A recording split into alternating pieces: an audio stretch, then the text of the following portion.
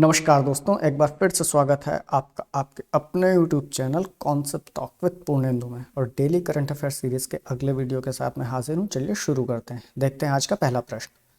किस राज्य के निजात अभियान को AICP 2022 पुरस्कार मिला है?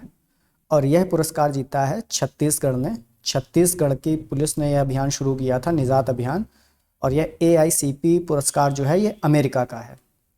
छत्तीसगढ़ की राजनांदगांव पुलिस के नशा विरोधी निजात अभियान को संस्थागत श्रेणी के leadership in crime prevention category में अमेरिका के प्रतिष्ठित IACP 2022 अवार्ड के लिए इसका चयन हुआ है। और यह अभियान वहाँ के तत्कालीन पुलिस अधीक्षक संतोष सिंह के कार्यकाल में शुरू किया गया था। तो याद रखिएगा, निजात अभियान छत्तीसगढ़ से संबंधित है। और यह भी याद रखिएगा कि यह नशा विरोधी अभियान है। इस तरह के प्रश्न भी अक्सर पूछे जाते हैं। देखते हैं अगला प्रश्न। किस 20वें यूरोपीय देश ने आधिकारिक तौर पर यूरो को अपनी करेंसी के रूप में अपना लिया है? और यह 20वां देश है क्रोएशिया। यूरोपीय यूनियन जो है ये 27 देशों का एक राजनीतिक और आर्थिक समूह है। यूरोपीय यूनियन का मुख्यालय बेल्जियम ब्रुसेल्स में है। 1993 में इसकी स्थापना की गई थी। maastricht संधि के कारण यह अस्तित्व में आया था। और बाल्कन कंट्री क्रोएशिया एक दशक पहले यूरोपीय यूनियन में शामिल हुआ था, लेकिन अब यूरो जोन में भी वह शामिल हो गया है। तो यूरोपीय यूनियन जो है वो 27 देशों का एक, जैसा बताया मैंने आपको, आर्थिक समूह है। 27 में से 19 देश जो हैं उसकी मुद्रा एक ही है, यूरो। बाकी बचे देशों की मुद्रा अपनी अलग अलग है। तो 19 में से जो बाकी बचे देश थे उसमें से एक और देश क्रोएशिया भी अब यूरो मुद्रा में शामिल हो गया और अब इसमें 20 देश हो गए हैं। और 1 जनवरी 2023 की आधी रात से क्रोएशिया ने अपनी कुना मुद्रा को अलविदा कह दिया। तो अब जब प्रश्न पूछा जाएगा कि क्रोएशिया की मुद्रा क्या है, तो वह अब कुना ना होकर के यूरो है। इसके साथ ही क्रोएशिया शेंगेन जोन में भी प्रवेश कर गया है। और शेंगेन जोन क्या है? तो यह दुनिया का सबसे बड़ा फ्री वीज़ा जोन है, जिसमें कई सारे यूरोपियन देश हैं। देखते हैं अगला प्रश्न। किस देश ने हाल ही में भारत की स्वतंत्रता की 75वीं वर्षगांठ के सम्मान में एक विशेष डाक टिकट जारी किया है? और यह देश है सर्बिया। सर्बिया ने भारत के सम्मान में अपने देश में एक विशेष डाक टिकट जारी किया है। जैसा कि आप सब जान रहे हैं कि आज़ादी का अमृत महोत्सव चल रहा है। हम लोग 75वीं वर्षगांठ मना रहे हैं आज़ादी की पूरे वर्ष में। और सर्बिया के डाक विभाग ने हाल ही में भारत की स्वतंत्रता की 75वीं वर्षगांठ के सम्मान में एक विशेष डाक टिकट जारी किया। सर्बिया के पहले उप प्रधानमंत्री और विदेश मंत्री की उपस्थिति में इसे जारी किया गया है। सर्बिया में भारतीय दूतावास ने एक ट्वीट के माध्यम से इसकी जानकारी दी है। और सर्बिया दक्षिण पूर्व यूरोप में एक लैंडलॉक देश है जिसकी राजधानी बेलग्रेड है। सर्बिया की राजधानी है बेलग्रेड। और लैंडलॉक देश है मतलब यह चारों तरफ से किसी न किसी देश से घिरा हुआ है। इसमें किसी भी तरफ की इसकी कोई सीमा जल से जुड़ी हुई नहीं है, जैसे ज़्यादातर देशों में होती है। जैसे अपना भारत है, 3 तरफ से जल से घिरा हुआ क्षेत्र है, या श्रीलंका है जो चारों तरफ से जल से घिरा हुआ है। तो ये एक भी तरफ से जल से नहीं घिरा हुआ है, चारों तरफ लैंडलॉक है। देखते हैं अगला प्रश्न। हाल ही में राइट टू रिपेयर पोर्टल और NTH मोबाइल ऐप किस केंद्रीय मंत्री द्वारा लॉन्च किया गया? और इसकी लॉन्चिंग की गई है पीयूष गोयल जी के द्वारा। और यह राइट टू रिपेयर है क्या? तो जैसा कि हम सभी कंज्यूमर हैं और रोज़ाना कई प्रोडक्ट खरीदते हैं। साल भर में हमारे घर में 2 से 3 इलेक्ट्रॉनिक प्रोडक्ट खरीद ही लिए जाते हैं। और घर का कोई व्यक्ति स्मार्टफोन खरीद लेता है, कोई टीवी खरीद लेता है, कोई वॉशिंग मशीन और फ्रिज खरीद लेता है। तो ये प्रोडक्ट कभी कभी कुछ सालों तक अच्छे चलते हैं, लेकिन कुछ प्रोडक्ट कुछ समय बाद ख़राब हो जाते हैं। और जब प्रोडक्ट ख़राब होने के बाद आप उनको रिपेयरिंग के लिए ले जाते हैं तो आपको पता चलता है कि इसकी जो रिपेयरिंग कॉस्ट है वो इतनी ज़्यादा है कि उसमें से कुछ और पैसे मिलाकर हम उस प्रोडक्ट की नए प्रोडक्ट को ले सकते हैं, उसको रिपेयर कराने से अच्छा है। और ऐसे में वो प्रोडक्ट जो होता है वो ई कचरा बन जाता है। और ये ई कचरा हमारे लिए फाइनेंशियली तो नुकसानदायक है ही है, क्योंकि वो प्रोडक्ट हमारे लिए बेकार हो गया। साथ ही ये वातावरण के लिए बहुत ज़्यादा नुकसानदायक है, क्योंकि जो भी ई कचरा होता है, जो इस तरह से इलेक्ट्रॉनिक ख़राब प्रोडक्ट होते हैं, इनसे कुछ विषैली गैसें निकला करती हैं हर समय, और वो वातावरण को प्रदूषित करती रहती हैं। और इसी वजह से राइट टू रिपेयर जो है एक तरह का एक पोर्टल लॉन्च किया गया है उपभोक्ता मामलों के विभाग की तरफ से। और इसमें क्या है कि आप किसी भी प्रोडक्ट के बारे में, इसमें आपको उस प्रोडक्ट से जुड़े हुए पार्ट्स, उनकी सही जानकारी, ये कहाँ मिलेंगे, इनका क्या प्राइसिंग है, ये सब कुछ आपको एक पोर्टल पे मिल जाएगा। तो इसमें ये रहेगा कि जैसे आप किसी शॉप पे जाते हैं या सर्विस सेंटर पे जाते हैं तो वहाँ पर आपके साथ लूट नहीं हो सकती, आपको पहले से जानकारी रहेगी, क्योंकि मोस्टली केसेस में हमको उस पार्ट्स के बारे में जानकारी नहीं रहती कि ये फ़ोन इतने का है, इसका ये पार्ट कितने का, एक्चुअल कॉस्ट क्या है। तो ये सारी जानकारी वहाँ पर डाली जाएगी। अभी शुरुआत है इस पोर्टल की और धीरे धीरे इससे ई कचरे को प्रबंधित करने का इंतजाम किया जा रहा है सरकार की तरफ से। देखते हैं अगला प्रश्न। हाल ही में आदिवासी मंत्रालय ने फ्यूचर इंजीनियरिंग प्रोग्राम के लिए किसके साथ साझेदारी की है? और यह साझेदारी की गई है अमेजॉन कंपनी के साथ में। जनजातीय मामलों के केंद्रीय मंत्री अर्जुन मुंडा ने बताया है कि NESTS और अमेजॉन के बीच सहयोग डिजिटल शिक्षा के क्षेत्र में शिक्षकों और छात्रों को सशक्त करेगा। ये NESTS क्या है? यह है national education society for tribal students.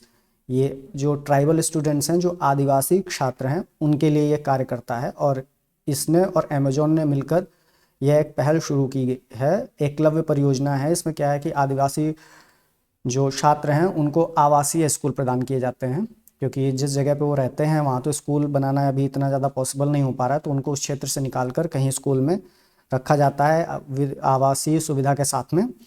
और उसके बाद जो है वहाँ पर अमेजॉन कंपनी के साथ में उन्हें डिजिटाइजेशन की तरफ बढ़ाया जा रहा है। उसमें वर्कशॉप आयोजित की जाती हैं, अभी 2 दिन की वर्कशॉप आयोजित की गई थी, तो उसमें कोडिंग, इनकोडिंग और टेक्नोलॉजी के माध्यम से उनको थोड़ी थोड़ी जानकारी छात्रों को दी जा रही है, ताकि आदिवासी छात्र भी जो हैं वो भविष्य में टेक्नोलॉजी की ओर बढ़ें और ये फ्यूचर इंजीनियर्स बने।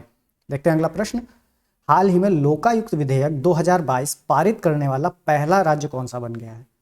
और लोकायुक्त विधेयक पारित करने वाला भारत का पहला राज्य बन गया है महाराष्ट्र। महाराष्ट्र विधानसभा ने लोकायुक्त विधेयक 2022 पारित कर दिया है, जो मुख्यमंत्री और मंत्रिपरिषद को भ्रष्टाचार विरोधी लोकपाल के दायरे में लाता है। आपको याद होगा लोकपाल के लिए एक बड़ा जन आंदोलन किया गया था अन्ना हजारे जी के द्वारा, और उसी आंदोलन से फिर आम आदमी पार्टी निकली, मगर सिर्फ आम आदमी पार्टी ही निकली, लोकपाल नहीं निकल पाया दिल्ली के लिए। मगर महाराष्ट्र ने अभी ऐसा कर दिया है, और ऐसा करने वाला वह देश का पहला राज्य है। कैबिनेट मंत्री दीपक केसरकर ने विधेयक पेश किया, जिसमें मुख्यमंत्री और कैबिनेट को भ्रष्टाचार विरोधी लोकपाल के दायरे में लाने का प्रावधान है। और यह जो विधेयक है, इसके प्रावधान के अनुसार मुख्यमंत्री के खिलाफ कोई भी जांच शुरू करने से पहले लोकायुक्त को विधानसभा की मंजूरी लेनी होगी। इस तरह के प्रस्ताव के लिए महाराष्ट्र विधानसभा के कुल सदस्यों के कम से कम 2/3 सदस्यों के अनुमोदन की आवश्यकता होगी। विधेयक में यह भी कहा गया है कि आंतरिक सुरक्षा या सार्वजनिक व्यवस्था से संबंधित मुख्यमंत्री के खिलाफ भ्रष्टाचार के आरोपों से जुड़े मामलों की जांच लोकायुक्त नहीं करेगा, और ऐसी किसी भी जांच को गुप्त रखा जाएगा। और यदि लोकायुक्त इस निष्कर्ष पर पहुंचता है कि शिकायत खारिज करने योग्य है, तो जांच के रिकॉर्ड को प्रकाशित ही नहीं किया जाएगा या किसी को उपलब्ध नहीं कराया जाएगा।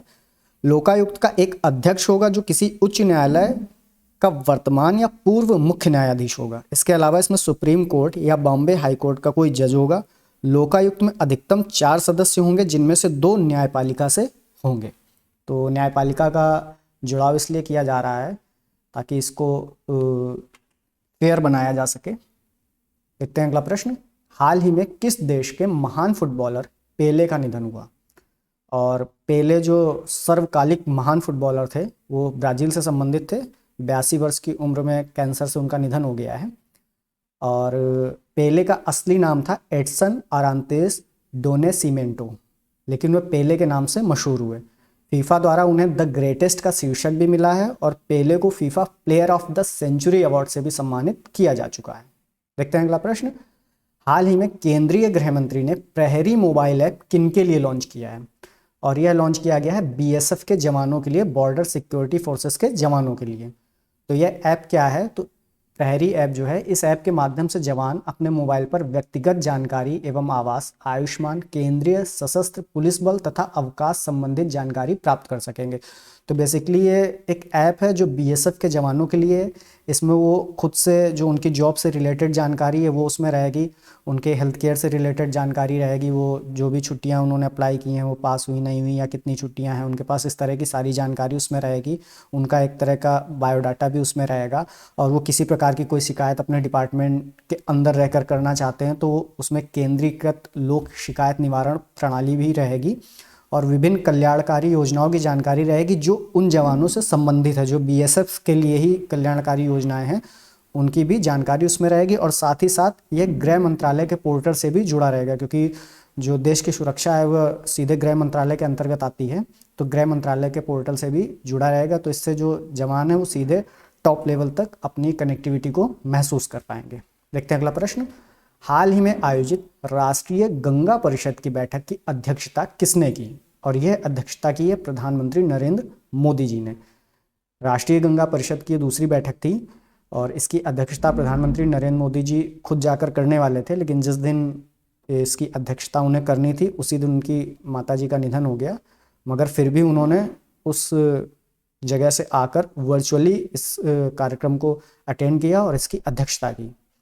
और 30 दिसंबर को इसमें इन्होंने इसकी अध्यक्षता की है, दिन शुक्रवार को, और वीडियो कॉन्फ्रेंसिंग के जरिए इन्होंने इसकी अध्यक्षता की। इस बैठक में केंद्रीय जल शक्ति मंत्री गजेंद्र सिंह शेखावत के अलावा परिषद के सदस्य अन्य केंद्रीय मंत्रियों, उत्तराखंड, उत्तर प्रदेश, झारखंड और पश्चिम बंगाल के मुख्यमंत्रियों ने भी भाग लिया। देखते हैं अगला प्रश्न, और अगला प्रश्न है 2 जनवरी को कौन सा दिवस मनाया जाता है? और 2 जनवरी को मनाया जाता है राष्ट्रीय विज्ञान कथा दिवस, national science fiction day. Fiction क्या है? तो जैसे आपने कई सुपर मूवीज़ देखी होंगी, उसमें कई सारे फिक्शंस देखते हैं आप, पीछे कलरफुल चीज़ें होती हैं, तो वो फिक्शन की कैटेगरी में आता है। और याद रखिएगा राष्ट्रीय विज्ञान कथा दिवस अमेरिका में मनाया जाता है, ना तो ये विश्व के लिए है ना ही ये भारत के लिए है। ये राष्ट्रीय विज्ञान कथा दिवस सिर्फ अमेरिका के लिए है। राष्ट्रीय विज्ञान कथा दिवस संयुक्त राज्य अमेरिका में मनाया जाता है, जो प्रसिद्ध विज्ञान कथा लेखक इसहॉक असीमोव की आधिकारिक जन्मतिथि से मेल खाती है। उनकी जन्मतिथि के अवसर पर मनाया जाता है। उनका जन्म 2 जनवरी को हुआ था और इतना ज़्यादा इम्पोर्टेंट शायद ना हो एग्ज़ाम पॉइंट ऑफ व्यू से, मगर क्योंकि आज 2 जनवरी है तो ये मनाया जाता है, इसलिए आपकी जानकारी में होना चाहिए। और इसी के साथ आज का सेशन समाप्त होता है। प्लीज़ वीडियो को लाइक करें, शेयर करें, चैनल को सब्सक्राइब करें। Thank you so much.